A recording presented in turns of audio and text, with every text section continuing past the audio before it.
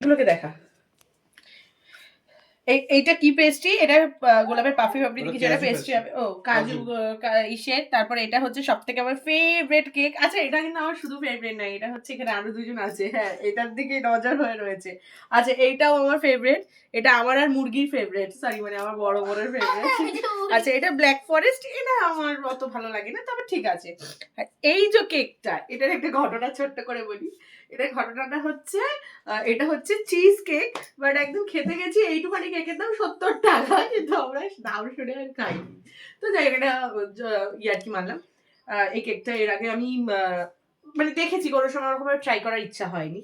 তো আর তোমরা হয়তো মনে প্রশ্ন হতে পারে কেন এখন রাত্রিবেলা পেস্ট্রি, আর বড় এখানে রাত্রিবেলা পেস্ট্রিটাই বেটার, কেন সবাই মিলে আমরা খেতে পারবো। তো এই যে পেস্ট্রি